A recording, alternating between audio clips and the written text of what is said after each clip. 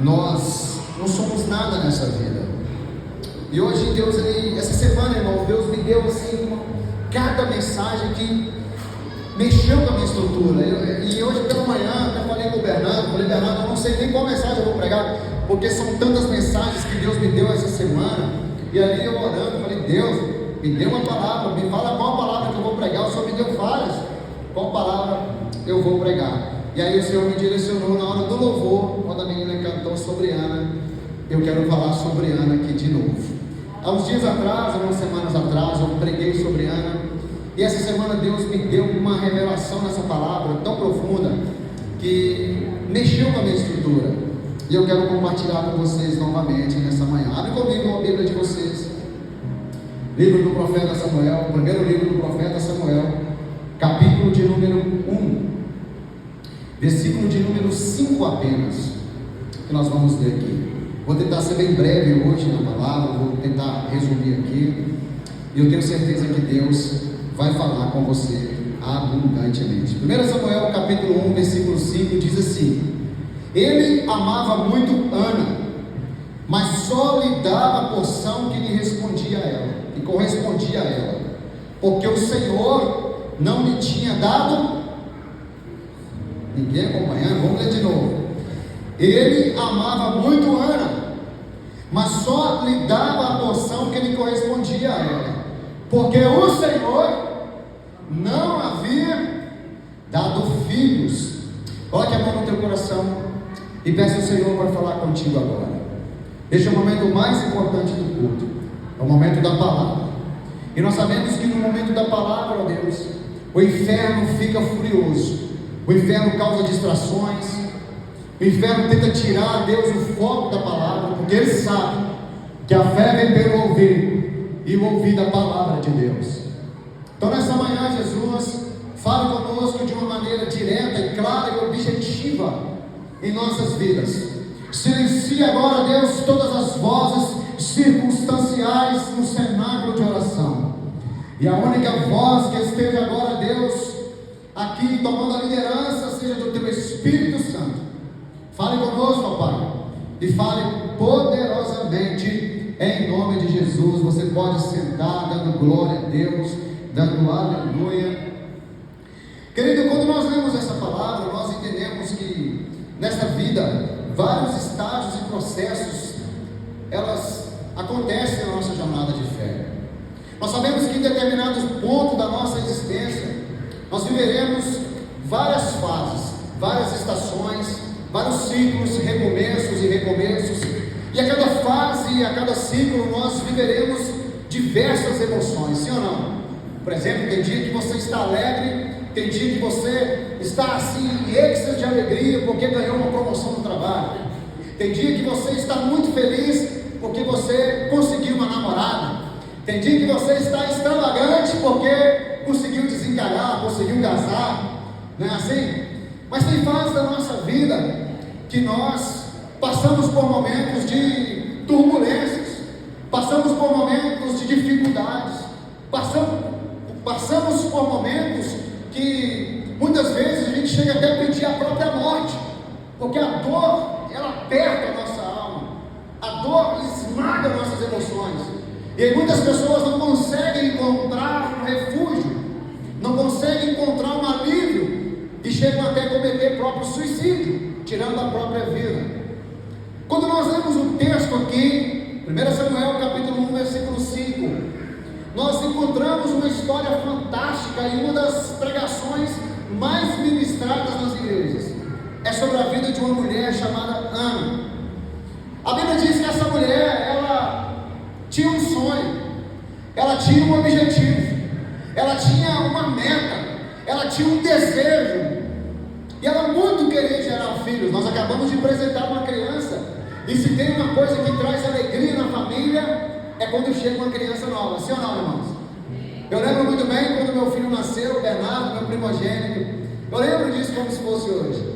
Quando eu cheguei com ele na família, foi um dia de festa, foi um dia de celebração. Toda a família ficou em festa, toda a casa se alegrou. E naquela época, quando nós entendemos um pouco o contexto e a cultura da história, nós descobrimos que a mulher mulher, quando ela não gerava filhos naquela época, ela era considerada maldita, ela era considerada amaldiçoada pelo próprio Deus. Então ela era uma mulher repudiada. Muitos homens repudiavam as suas esposas naquela época porque elas não davam filhos e não davam descendência. A Bíblia diz que essa mulher, Ana, ela tinha uma concorrente formidável, todo mundo conhece. O nome dela era Penina. Era uma mulher que tinha filhos. Ela gerava filhos para o seu marido Eucana, que era o nome do marido. E essa mulher olhava para Ana o tempo todo e ficava zombando da Ana. Está vendo? Eu gerei filhos, Priscila. Eu gerei. Você não gerou. Olha aí. Você é uma amaldiçoada. Você não presta para nada. Nem para gerar filho você presta. E a Bíblia vai dizer no capítulo 1 de Ana, ou de Samuel, que esse capítulo 1 na vida de Ana foi um tempo assolador para aquela mulher. Foi um tempo difícil. E não foi um mês, não foi 2 meses, não foi um ano. Porque quando você lê o texto, você descobre que passaram-se anos.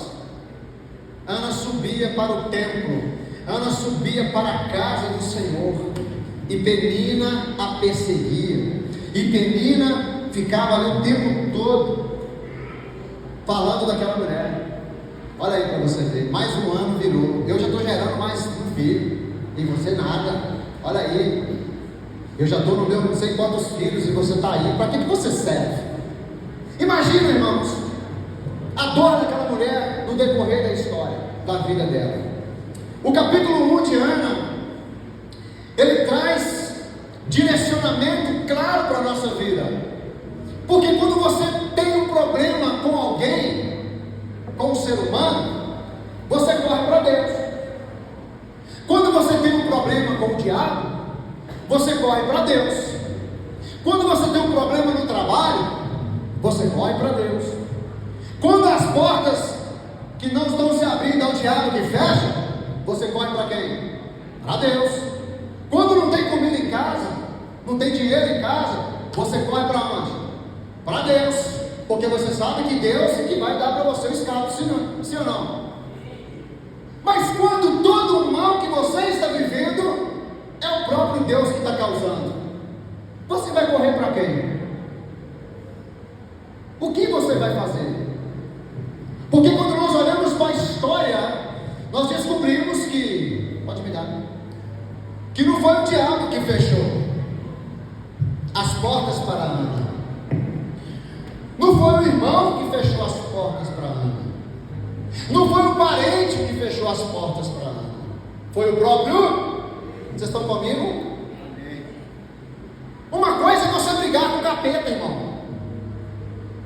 Você corre para Deus, debaixo das asas do Onipotente, e estarás.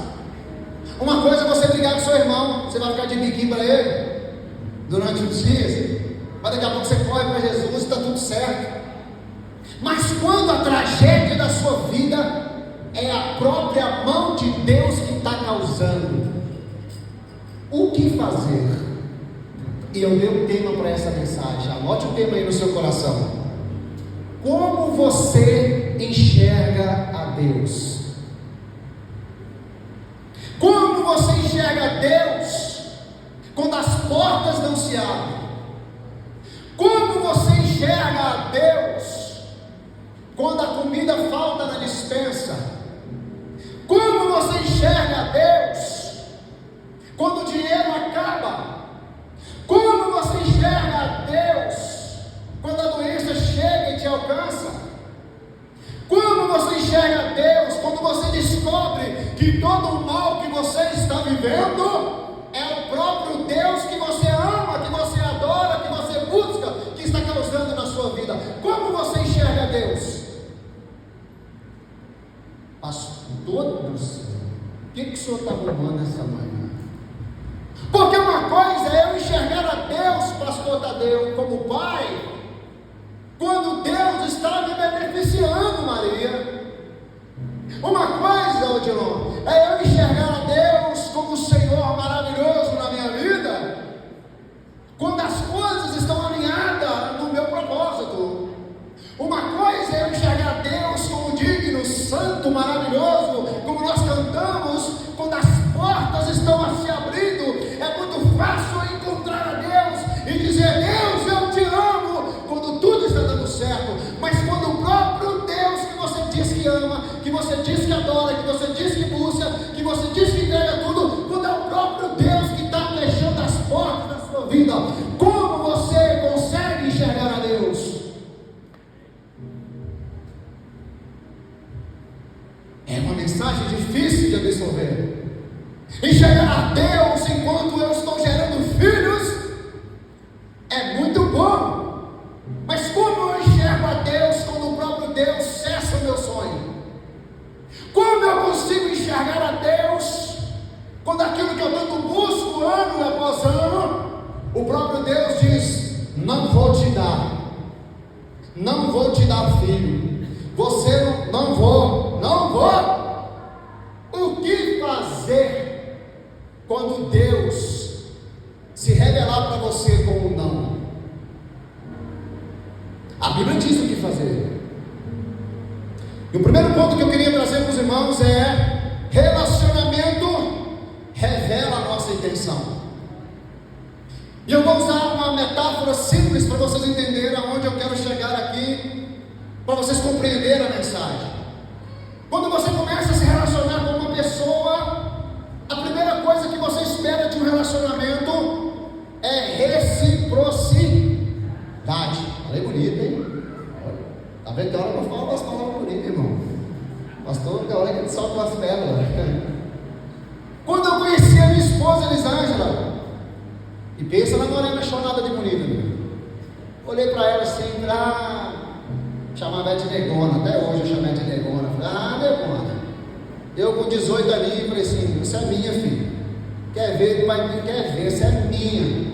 Cheguei perto dela assim, falei assim: ó, você não me conhece não. Meu nome é Regis Alencar.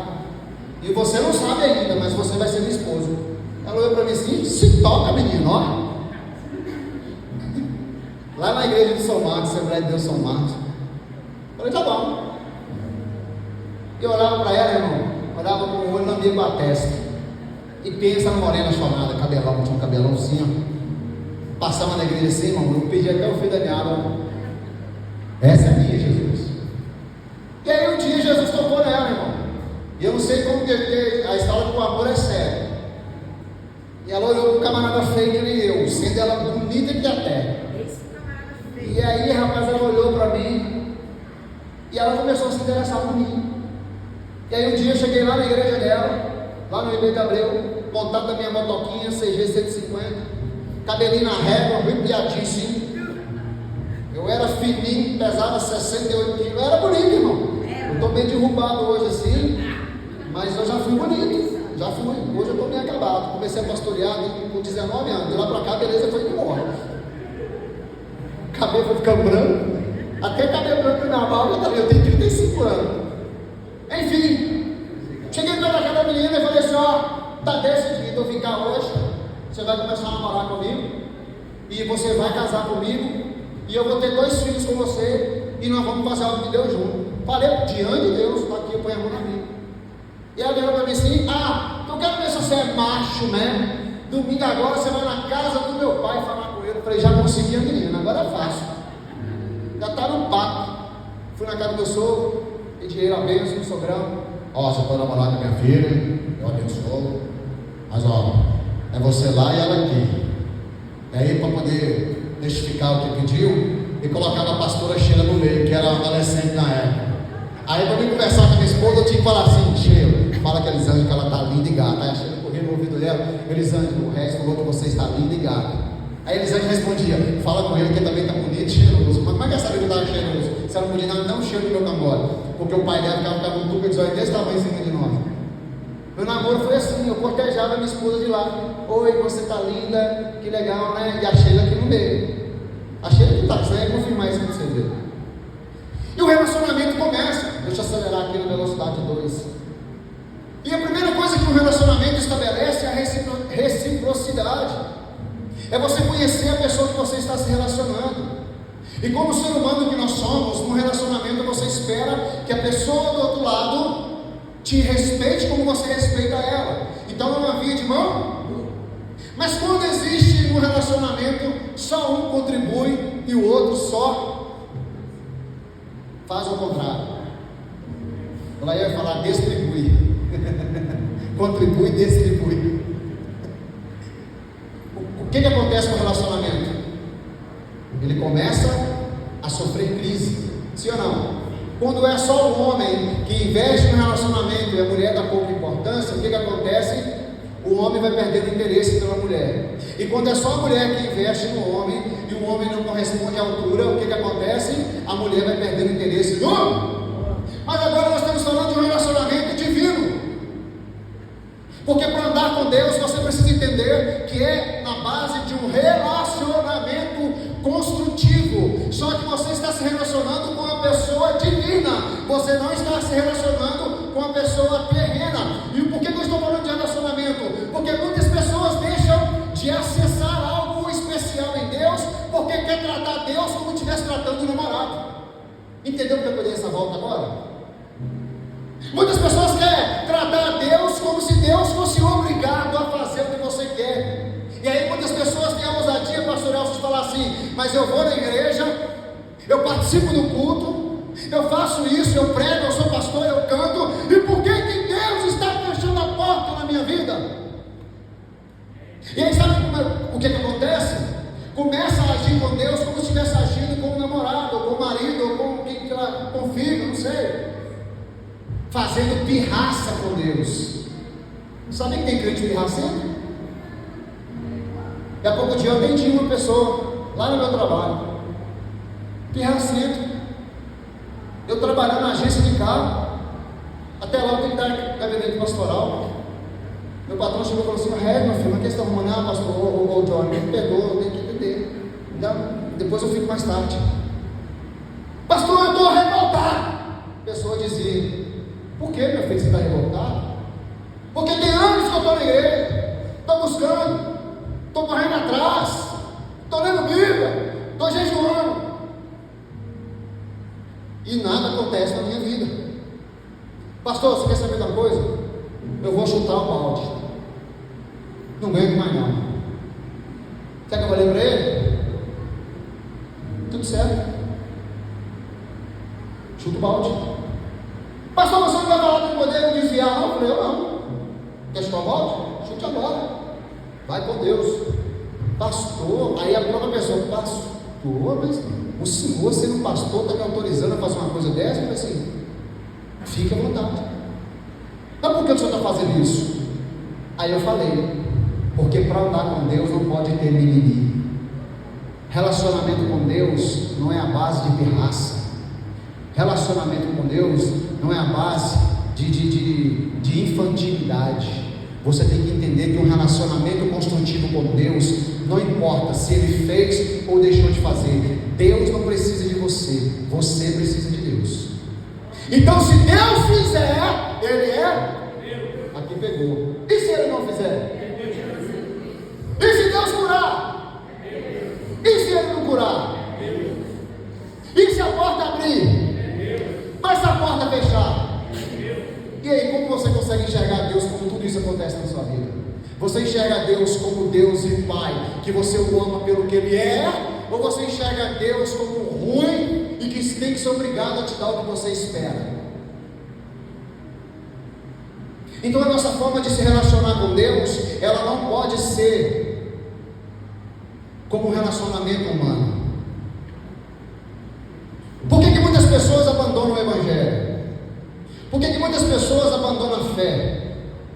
Por que muitas pessoas não conseguem caminhar com Jesus? Por que muitas pessoas não conseguem permanecer se sustentando numa caminhada posicionada? Porque só vem para a igreja para pedir a Deus. E quem vem na igreja para pedir a Deus nunca vai alcançar o favor de Deus. Mas quem vem na igreja para buscar a presença de Deus, Deus olhará do céu para a terra, olhará para a tua aflição, olhará para a tua devoção, olhará para a tua sinceridade para com Ele, e aí sim a tua oração será ouvida pelo Senhor. Porque além de Deus governando o universo, Ele é um Pai que se preocupa com seus filhos. E aí debaixo desse alinhamento celestial, o Senhor ouvirá do céu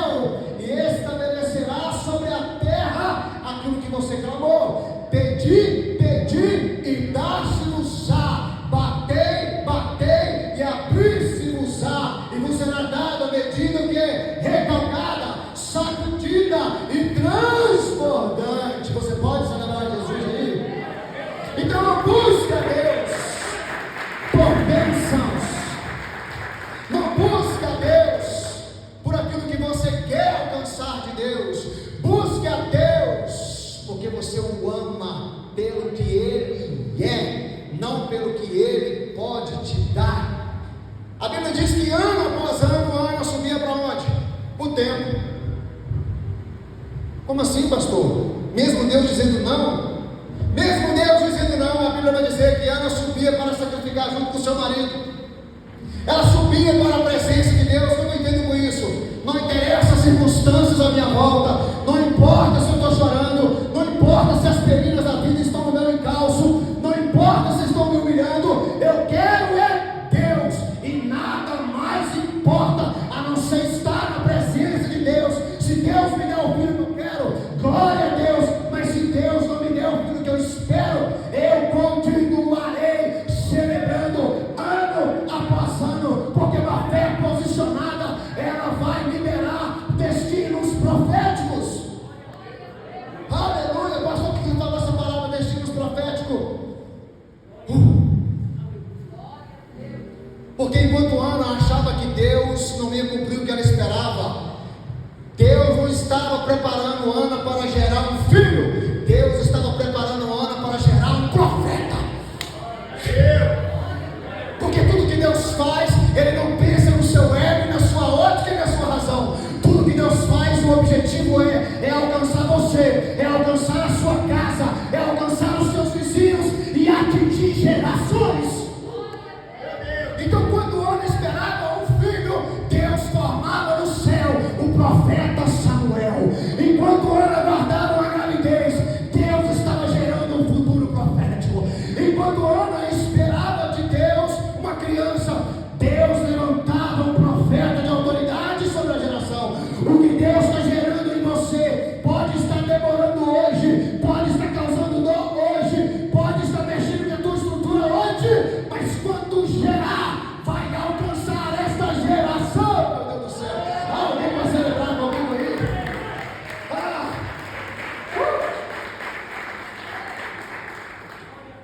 Você está graça de Deus aqui. Quando você enxerga Deus quando tudo mal da sua vida, é Deus que está te causando. Eu preciso enxergar a Deus quando eu estou sofrendo, não só como um Senhor governando, mas como um amigo que sabe que por mais que eu espere que algo aconteça no meu tempo, eu confio neste relacionamento de que Ele está no controle de todas as coisas. Então eu não paro porque peninha humilha, pelo contrário, eu vou destravar uma chave na sua vida agora. As peninhas da nossa vida são necessárias. Como assim, pastor? A mulher que humilhava Ana ano após ano, a mulher que ficava esfregando na cara de Ana a bênção dela, vai ter, escute essa chave, vai ter momento na sua vida que o fulano do seu lado vai prosperar, que o ciclano vai prosperar, que o betano vai conseguir atingir, que todos à sua volta vão ser abençoados e você vai estar lá, ano após ano, subindo, prostrado. Pastor, e o que fazer? Continue cavando poços no deserto, continue subindo a presença, continue buscando a presença, continue subindo para o tabernáculo, continue buscando a essência do Senhor. Por quê, pastor? Porque na hora que aquilo que Deus está preparando no céu estiver pronto, você vai gerar os sonhos nessa terra. Aleluia! Então o relacionamento com Deus ele tem que ser assim, de confiabilidade. Eu preciso andar com Deus sabendo que as minhas vontades 90% das vezes não vai ser atendida, mas se 10% das vontades e Ele estabelecer na minha vida, eu saberei que eu estarei alinhado no governo dEle, e estar debaixo do governo dEle é a melhor coisa que eu posso estar, porque quem anda debaixo da liderança de Deus, no tempo de Deus, no tempo que Deus governa a sua vida, eu não vou só gerar um impacto pessoal, eu vou gerar um impacto social, porque quando Ana gera Samuel, o impacto aconteceu na região. Pastor, você está dizendo então que aquilo que demora muitas vezes não está demorando? É. A nossa ótica nos aponta que está demorando, que está difícil, que está complicado, mas na ótica de Deus está cronologicamente correto, nem um segundo de atraso. E aqui eu abro um parênteses assim para você entender. Sabe de que muitas vezes Deus não te deixa você acessar o seu sonho? Olha para mim. Porque se Deus entregar o seu sonho agora, a primeira coisa que você vai fazer é virar as costas para o Senhor e abandoná-lo. Então até aquela demora que nossos olhos acham que está demorando, sabe o que é, Maria? Olha para mim. É Deus cuidando do processo. Porque se Deus te entregar antes da hora, antes do tempo, você corre, você abandona. Pastor, mas isso é real? É. Eu conheço não é um, não conheço dois, eu conheço vários que pediam a Deus, me dá um carro, me dá uma moto. Vinha para a igreja de ônibus, pagava 3 passagens, pegava 2, 3 coletivos, vinha para a igreja, pagava Uber, e vinha para a igreja, colocava aqui, ó, Deus me dá um carro, Deus me dá uma moto, Deus me dá isso, Deus me dá aquilo. Aí sabe o que acontece? Tem hora que Deus é bondoso demais, e Ele dá. E aí o cara pegava 2, 3, 4 coletivos para ir para a igreja, gastava dinheiro com Uber, mas quando Deus deu o carro, nunca mais pôs o pé na igreja. Então tem coisas na nossa vida que Deus não vai te entregar agora por cuidado, porque Ele te ama e Ele não quer te perder. Pastor, mas você está dizendo que as meninas também Deus permite. Vou liberar essa aqui, olha. Deus precisa permitir com que as meninas te atormentem. Pastor, agora o senhor ficou louco. Não. Porque enquanto as meninas estiverem, irmão, mordendo o seu calcanhar, enquanto as meninas estiverem, irmão, te humilhando, enquanto existir uma menina que estiver atrás de você o tempo todo, irmão, tentando abafar a sua fé, sabe o que você vai fazer? Você vai correr para a presença. Ninguém pegou? Pastor, você está dizendo então que a penina na minha vida é combustível? É! Porque sem penina, Ana não chorava. Sem penina, Ana não subia para a presença e se humilhava. Sem penina, não tinha clamor de entrega. Então eu entendo que as peninas que parecem que é maldição, na verdade é Deus te dando combustível para você correr para a presença de Deus. Todo mundo conhece o rei Davi por causa de quem? Sem Golias não tem palácio. Sem Golias não tem governo. Sem Golias não tem preparação para a batalha. Então Deus coloca desafios na nossa frente. Sabe para quê? Para te dar uma plataforma de lançamento para você acessar o próximo nível. Glória a Deus. Deus está liberando coisas aqui hoje para vocês. Número 2. Investimento certo é a garantia do sucesso. Investimento certo é a garantia do sucesso, pastor. Mesmo Ana, sabendo que o próprio Deus não a deixava gerar filhos, ela investia no Senhor com suas súplicas e obediência. No capítulo 1, Ana atravessava o maior caos da sua vida, e nessas circunstâncias de maior sofrimento, ela entregava o seu melhor. Sabe o que Deus quer esperar de você quando você está vivendo o maior caos da sua vida? Olha para mim aqui. Deus quer que você entregue o seu melhor, o seu tudo, mesmo às vezes você não tendo nada, mesmo às vezes o sonho que você tem não ter sido gerado, mas Deus quer que você continue entregando tudo na presença de Deus. Porque quando você investe isso, você ativa o céu a teu respeito. Você não entendeu? Quando você entrega a Deus o seu melhor, quando você está no pior, você atrai a atenção de Deus para a tua vida. Pastor, mas tem mais pessoas que fez isso na Bíblia? Tem. A Bíblia vai dizer que a terra estava num caos terrível. E Deus falou assim: eu vou acabar com a humanidade. Eu vou o quê? Eu vou destruir a humanidade. Daí eu imagino Deus, pastor Elcio, se ajustando, pegando nas duas alças do trono, levantando: Arcanjo Miguel, prepara! É uma conjectura, tá, irmão? É, porque eu sou meio assim, eu ilustro muita história. Que foi, Senhor? Vou acabar com o planeta Terra, vou destruir a raça humana. Eu imagino Deus abrindo uma janela de acesso para o planeta Terra, e Ele olha para o planeta Terra, e quando Ele vai dar o veredito para destruir o planeta, o que acontece, Tadeu? Ele encontra quem, Tadeu? Um homem que no meio do caos, Deus olhou para ele e achou graça na vida dele. O que é isso, pastor Regis? É no meio do caos que Deus quer te enxergar. É no meio da tempestade que Deus quer achar o teu clamor.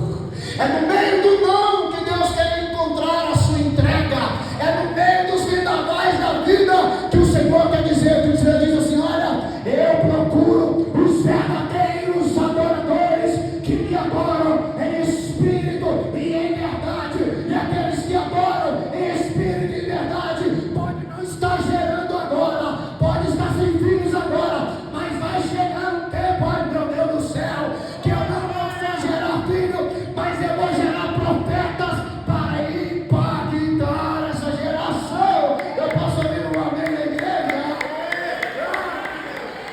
Destraga hoje, Jesus, o que está travado nas nossas vidas. Você vai sair daqui hoje, meu maluco. Você vai sair daqui hoje perturbado. Porque a gente não pode sair da igreja confortável, não, irmão. Se você for no culto, me dá um pouquinho de retorno aqui, por favor.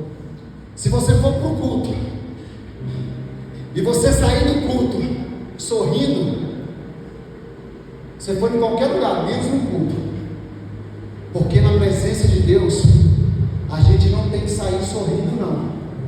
Na presença de Deus, nós temos que sair chorando. Por quê, pastor? Porque a palavra tem que nos confrontar. E quando a palavra não estiver nos confrontando, está tudo errado. O culto não é para massagear o teu ego. O culto não é para encher a tua alma, mas o culto é para matar a sua vaidade. O culto é para exterminar as suas vontades. O culto é para destruir o seu querer, para que o querer de Deus estabeleça na sua vida.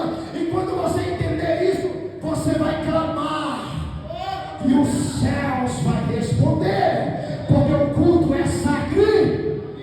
Apresentai os vossos corpos como sacrifício vivo, santo e agradável a Deus, que é o que, irmãos?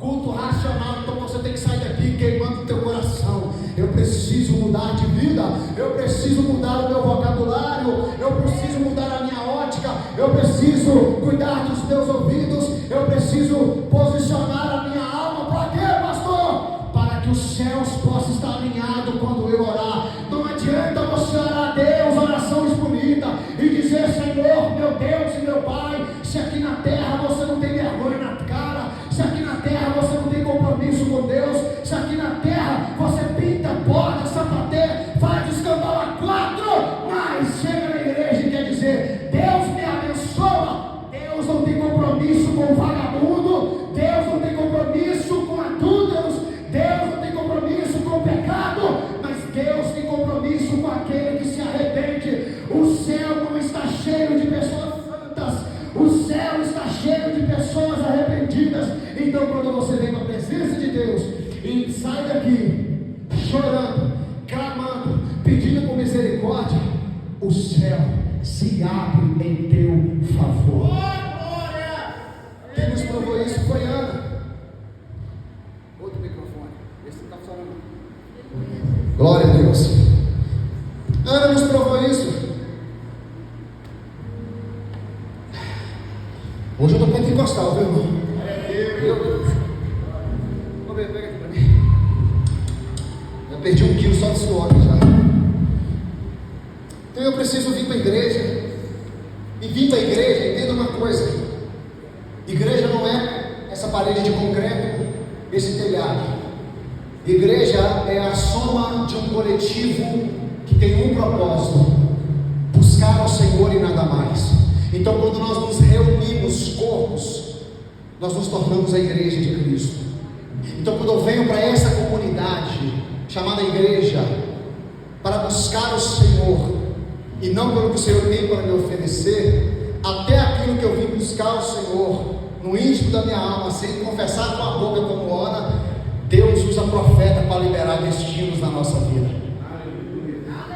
Porque quando Ana estava na presença de Deus, chorando, e vai ter momento da sua vida que você não vai ter forças mais, vai ter momento da sua vida que nem para orar você vai conseguir, a sua oração vai ser lágrimas que vai descer nos olhos. Vai ter momento que você vai chegar na presença de Deus como Ana, você vai dizer: dizer: Deus, você vai desmoronar. Mas é nesse momento que você está desmoronando, que você está com as suas últimas forças, pastor Lúcio, clamando. Deus levanta os profetas para dizer: ei, vai, e que o Senhor lhe conceda o que você está pedindo. Porque na presença de Deus, quando nós entregamos a nossa vida verdadeiramente, irmão, nós atingimos os propósitos do céu. Número 3, eu tinha mais coisas para falar no 2, mas deixa eu acelerar aqui.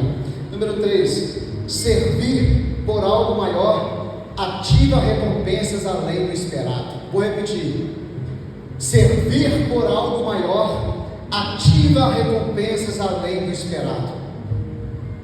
Quantos filhos eu não buscava, Priscila? Buscava quantos? Mas quando eu olho para a história de Ana, eu entendo que ela não teve só um filho. Como assim, pastor? Ana teve 6 filhos. O Senhor está dizendo então que quando eu coloco Deus como primazia na minha vida, Deus vai entregar não só aquilo que eu tanto sonho, mas vai entregar em abundância, sim, porque o Deus que você serve, Ele não vai te dar na medida que você espera, porque Deus não cabe na sua medida, Ele vai te dar uma medida extravagante. 2 pessoas pegou, já valeu a pena. 3, 4, 5, já valeu a pena. Porque tudo que Deus faz na nossa vida, pastor, é abundante. Você não precisa ter muita coisa na sua casa, você não precisa ter muita coisa na sua vida. Mas se você tivesse somente um tiquinho de farinha na panela, de azeite na botija, é o suficiente para Deus ativar milagres para a vizinhança, irmão. Essa coisa que Jesus está me dando assim, Deus não precisa que você tenha muito, o pouquinho que você tem, pastor, está dizendo que um pouquinho, quase nada que eu tenho. Deus gosta de pegar as coisas mais insanas dessa vida e transformar em grandes testemunhos. Eu abro parênteses: aquilo que você está vivendo hoje não te define para sempre, é só um estágio, é só um processo, é só um momento. Como assim, pastor? Deus, Ele não está construindo a sua promessa, não. Deus está construindo você no processo para chegar à promessa. Então fique tranquilo que Deus, Ele não tarda, como muitos falam. Deus tarda, mas não para. Mentira de Satanás. Deus nunca tardou em nada. Por quê? Porque Ele é o dono do tempo. Ele anda na linha temporal, no fluxo temporal. Ei, irmão, Deus não está enquadrado na nossa ótica e no nosso tempo. Deus, Ele vai no futuro e volta no passado quando Ele quiser. Então Ele sabe de cada passo da sua vida, e Ele sabe a hora certa de entregar aquilo que você busca. Então Deus, Ele que te fez, é Ele que te projetou, é Ele que te levantou. Ele sabe cada passo que você der. Irmão, até o abrir da sua boca amanhã cedo já está no relógio de Deus. Até a próxima batida do teu coração, Deus sabe. Até o último fio da tua cabeça, Deus conhece, irmão. Até o fio da cabeça que cai no chão, Deus sabe dele, porque foi Deus que te fez. Então Deus, Ele não está tardando na sua vida, Ele está construindo você, para quando você estiver preparado, Ele te entregar um sonho que você espera. Então eu preciso servir por algo maior. O que é servir por algo maior? É eu entender, e estou caminhando para o fim. Quando eu chego nesse nível, eu chego num nível de conhecimento e maturidade, de que nos processos da minha vida, eu preciso de ter Peninas na minha volta, eu preciso de ter Saúl, Priscila, na minha volta, eu preciso de ter pessoas à minha volta para me perseguir, eu preciso de ter Judas para me trair, eu preciso de ter Pedros para me negar. Pastor, mas que absurdo é esse que o senhor está falando? Não, vou liberar uma coisa louca para você. Porque a banda já subiu, já é sinal que eu tenho que acabar rápido. Judas, quando ele foi entregar Jesus, vendendo Jesus por 30 moedas de prata, Judas no seu coração: agora eu malei 30 moedas de prata, vou ficar sem trabalhar, vou comprar terras para mim. Só que Judas, não sabendo que aquilo que ele estava fazendo, ele estava empurrando Jesus diretamente para onde que Deus queria, que era o que? A cruz. Ei, querido, os Judas à sua volta são necessários, porque porque os Judas colaborarão para você chegar à promessa.